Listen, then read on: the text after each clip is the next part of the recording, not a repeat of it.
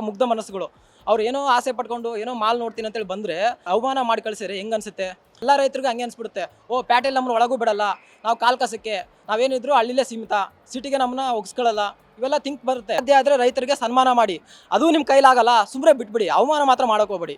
ಸನ್ಮಾನ್ಯ ಸಿದ್ದರಾಮಯ್ಯ ಅವರೇ ಪಂಚೆ ಹಾಕೊಂಡು ಓಡಾಡ್ತಾರೆ, ಅವ್ರನ್ನ ಬರಬೇಡಿ ಅಂತ ದಮ್ಮು ತಾಕತ್ ಯಾರಿಗಾದ್ರೂ ಇದೆಯಾ? ಇಲ್ಲ ತಾನೆ. ಅವರು ಏನೇನು ಬೆಳೀತಾರೆ ಎಲ್ಲನೂ ಇಲ್ಲಿ ತಗೊಂಡು ಬಂದು ಸೇಲ್ ಮಾಡ್ತಾರೆ.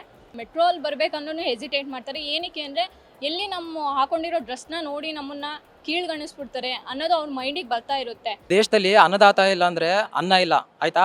ಇವರು ಡಾಕ್ಟರು, ಇಂಜಿನಿಯರು, ಬೇರೆ ಎಲ್ಲರೂ ಇದ್ರೂ ಸಮಾಜ ಮುನ್ನಡೆಯುತ್ತೆ, ಇಲ್ಲ ಅಂದ್ರೂ. ಆದರೆ ನಮ್ಮ ರೈತ ಇಲ್ಲ ಅಂದರೆ ನಮ್ಮ ಸಮಾಜ ಮುನ್ನಡೆಯೋಕ್ಕೆ ಸಾಧ್ಯನೇ ಇಲ್ಲ. ಇವತ್ತು ನಾವೆಲ್ಲ ಅನ್ನ ತಿಂದ್ಕೊಂಡು ಬದುಕ್ತಾ ಇದ್ದೀವಿ ಅಂದರೆ ಅದಕ್ಕೆ ರೈತ ಕಾರಣ. ಯಾವುದೋ ಒಂದು ಹಳ್ಳಿಲಿ ನಿಂತ್ಕೊಂಡು ಇವತ್ತು ಅನ್ನ ಬೆಳೆದು ನಮಗೆಲ್ಲ ಬದುಕಿದ್ದೀವಿ ಅಂಥ ರೈತ ಯಾವತ್ತೋ ಒಂದಿನ ತನ್ನ ಮಗನ ಜೊತೆ ಸಿಟಿಲಿ ಬಂದು ಏನೋ ಟೈಮ್ ಸ್ಪೆಂಡ್ ಮಾಡೋಣ ಅಂತೇಳಿ ಈ ಆಧುನಿಕ ಜಗತ್ತು ಇವ್ರಿಗೆಲ್ಲ ಗೊತ್ತೇ ಇಲ್ಲ. ಪಾಪ ಮುಗ್ಧ ಮನಸ್ಸುಗಳು ಅವ್ರು ಏನೋ ಆಸೆ ಪಟ್ಕೊಂಡು ಏನೋ ಮಾಲ್ ನೋಡ್ತೀನಿ ಅಂತೇಳಿ ಬಂದರೆ ಅವಮಾನ ಮಾಡಿ ಕಳಿಸಿದ್ರೆ ಹೆಂಗೆ ಅನ್ಸುತ್ತೆ?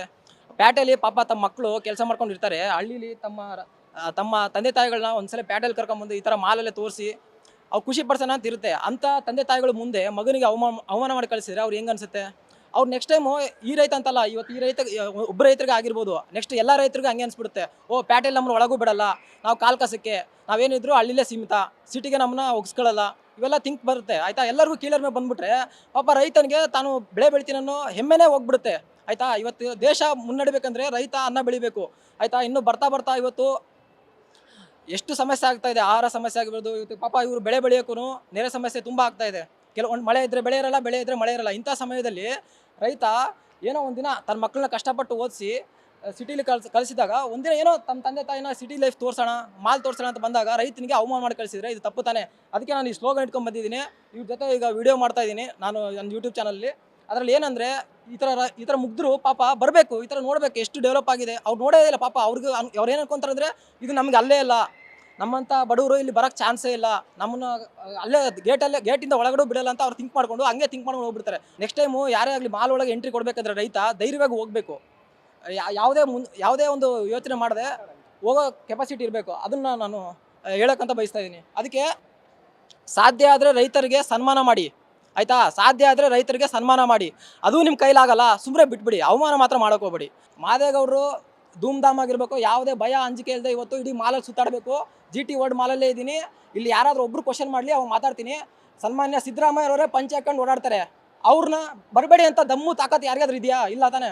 ಯಾರಿಗಾದ್ರೂ ದಮ್ಮು ತಾಕತ್ತು ಇದ್ರೆ, ಸಿದ್ದರಾಮಯ್ಯ ಹೇಳೋಕ್ಕೆ ದಮ್ಮು ತಾಕತ್ತು ಇದ್ರೆ ಇವ್ರಿಗೆ ಹೇಳಿ, ನಮ್ಮಂಥ ಸಾಮಾನ್ಯರಿಗೆ ಹೇಳಿ. ಪಂಚೆ ಅನ್ನೋದು ನಮ್ಮ ಸಾಂಸ್ಕೃತಿಕ ರಾಯಭಾರಿ, ಆಯಿತಾ? ರೈತರು ಇದು ನಮ್ಮ ಸಂಸ್ಕೃತಿ.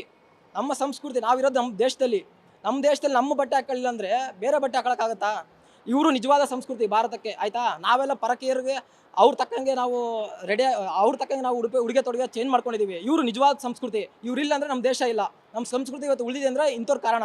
ಇಂಥವ್ರಿಗೆ ಯಾವತ್ತೂ ಅವಮಾನ ಮಾಡಬೇಡಿ. ನಾನು ನಿಮಗೆ ಸನ್ಮಾನ ಮಾಡಂತೂ ಹೇಳ್ತಾ ಇಲ್ಲ. ಸಾಧ್ಯ ಆದರೆ ಅವ್ರಿಗೆ ಚೆನ್ನಾಗಿ ಮಾತಾಡಿಸಿ, ರೆಸ್ಪೆಕ್ಟ್ ಕೊಟ್ಟು ಮಾತಾಡಿಸಿ, ಆಯಿತಾ? ಇವರು ಮುಗ್ಧರು, ನಮ್ಮ ಈ ಸಮಾಜದಲ್ಲಿ ಮುಗ್ಧರು ತುಂಬ ಕಮ್ಮಿ ಇದ್ದಾರೆ.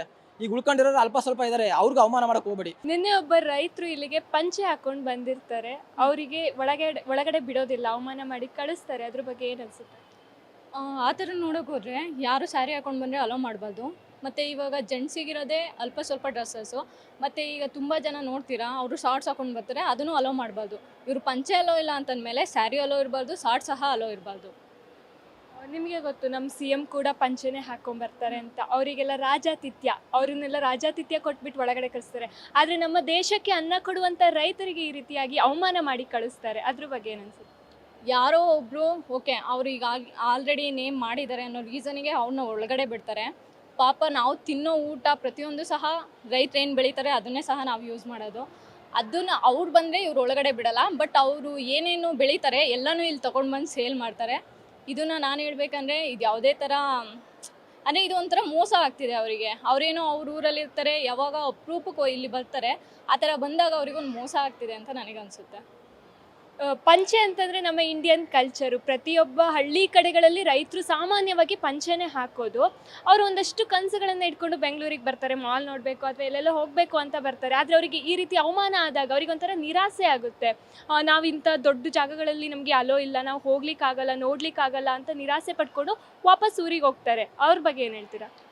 ತುಂಬ ಜನ ಏನಾಗ್ತಿದೆ ಅಂತ ಹೇಳಿದ್ರೆ, ಈಗ ಹಳ್ಳಿಯಿಂದ ಬರ್ತಾರೆ, ಅವರು ಬರಬೇಕಂದ್ರೆ ಒಂದು ಮೆಟ್ರೋಲ್ ಬರಬೇಕಂದ್ರೂ ಹೆಸಿಟೇಟ್ ಮಾಡ್ತಾರೆ. ಏನಕ್ಕೆ ಅಂದರೆ ಎಲ್ಲಿ ನಮ್ಮ ಹಾಕೊಂಡಿರೋ ಡ್ರೆಸ್ನ ನೋಡಿ ನಮ್ಮನ್ನು ಕೀಳ್ಗಣಿಸ್ಬಿಡ್ತಾರೆ ಅನ್ನೋದು ಅವ್ರ ಮೈಂಡಿಗೆ ಬರ್ತಾ ಇರುತ್ತೆ.